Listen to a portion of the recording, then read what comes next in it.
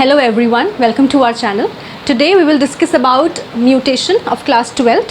Although it is there in your NCERT but not in the chart form, flow chart form में ये नहीं दिया हुआ है, जो कुछ थोड़े से एग्जाम्पल्स के फॉर्म में समझाया हुआ है जो थोड़ा सा कॉम्प्लिकेट हो जाता है बच्चों के लिए. So we will try to make it simple for you.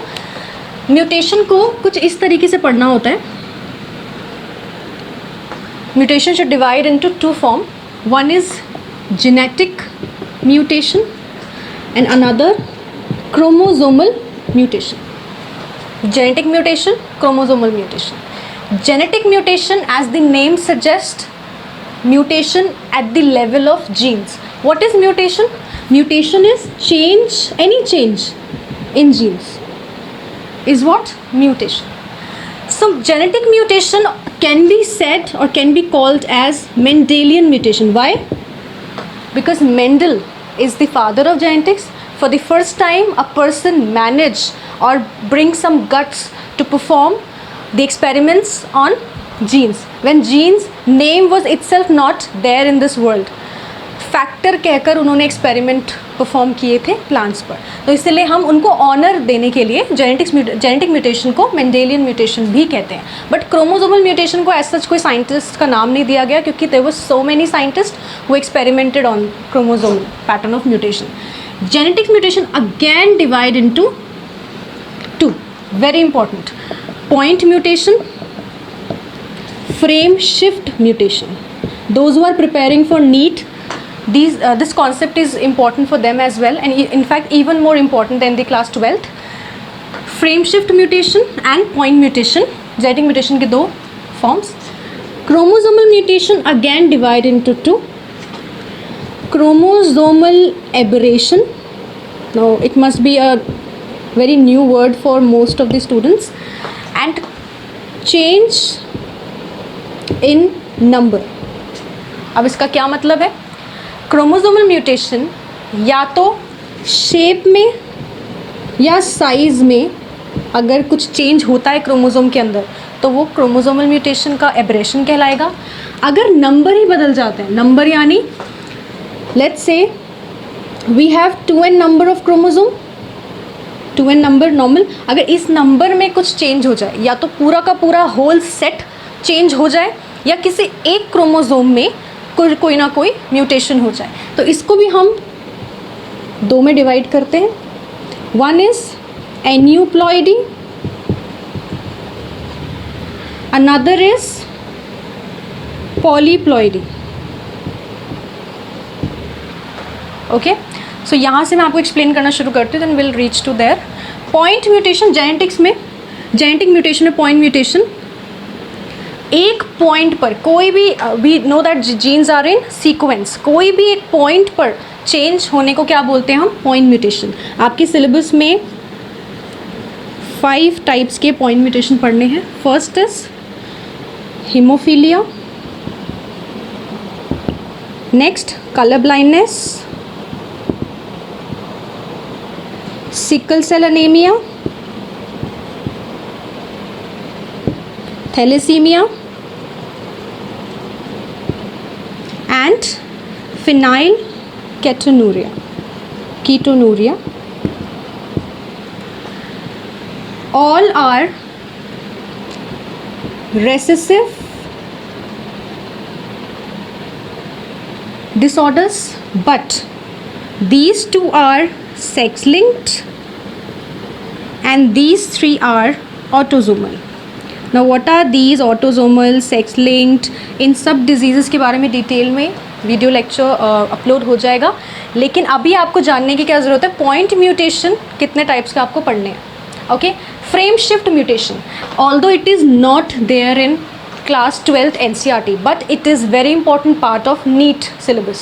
So those who are preparing for NEET, you need to differentiate between what is to be done in class 12th and what more in advance you need to study in your NEET preparation. Frame shift mutation 12th board students के लिए important नहीं है, but NEET के लिए important है. But इसका definition it is important for everyone to know. It's a general knowledge to know. Frame shift का मतलब क्या होता है? When entire sequence of genetic information changed.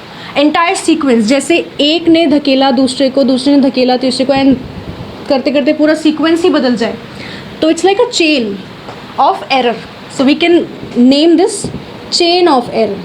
It is more dangerous than point mutation, very obvious. यहाँ पर एक point में change हुआ, उसे हम ठीक भी कर सकते हैं.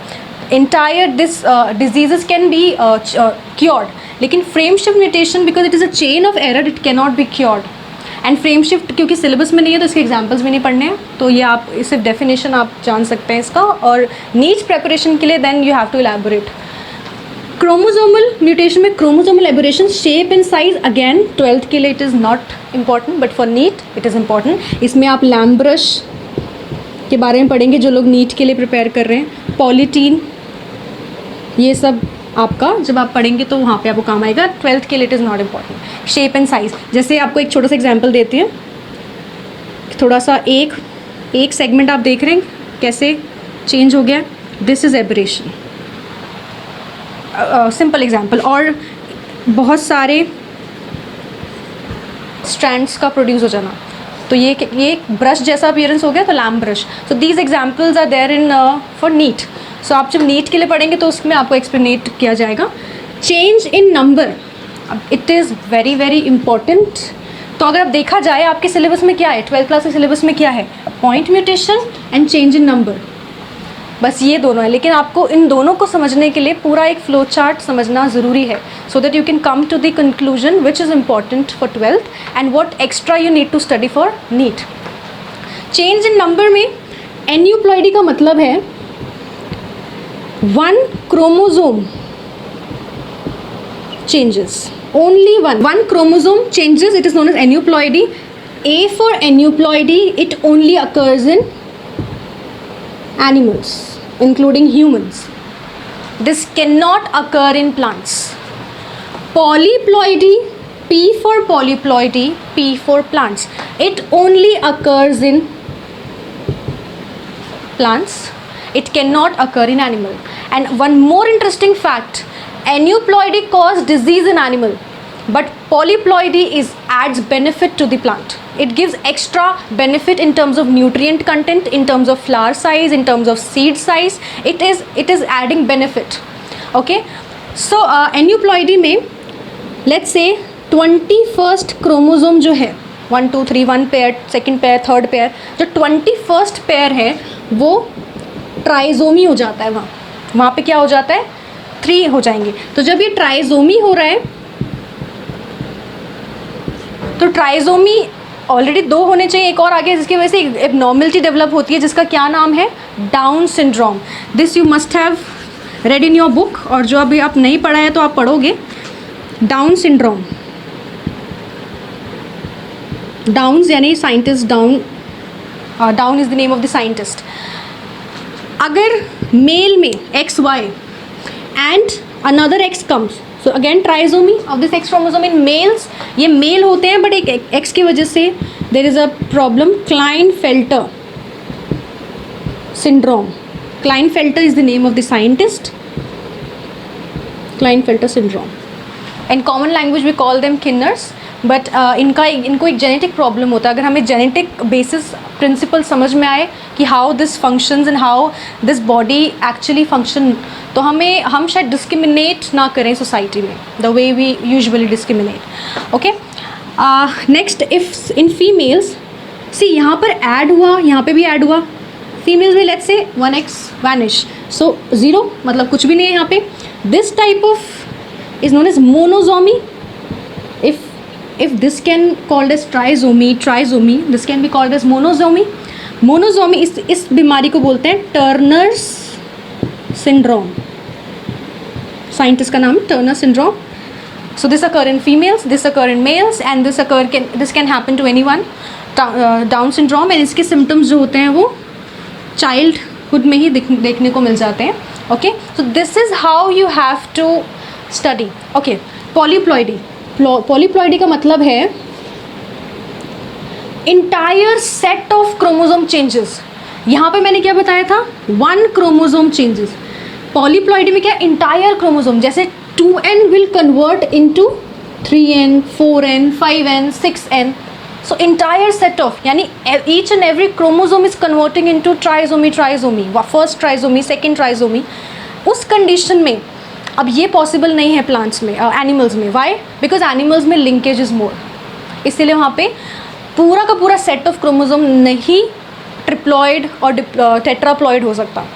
लेकिन प्लांट्स में it is possible because plants have more recombinations. लेकिन अब दूसरी चीज़ ये है कि वो बीमारी भी कॉज नहीं करते. There is no disease formed in plants if they are undergoing polyploidy. अच्छा, आर्टिफिशियली भी पॉलीप्लॉइडी हम परफॉर्म करा सकते हैं प्लांट्स में by the chemical known as colchicine. For NEET it is very important. For board exams it is not that important. I'm telling this word and this chemical just for the knowledge, extra knowledge. Colchicine, we can induce artificially what? Polyploidy in plants. So we can make from 2n to 3n, 4n. So in the market, there are tetraploid cotton available. There are hexaploid wheat available. Why these are available in the market? Because this adds more benefit. Cotton, tetraploid cotton is far more better than the diploid cotton. So there is no disease. It is a benefit. It is advantageous. Okay, so this is how you have to go through while studying mutation.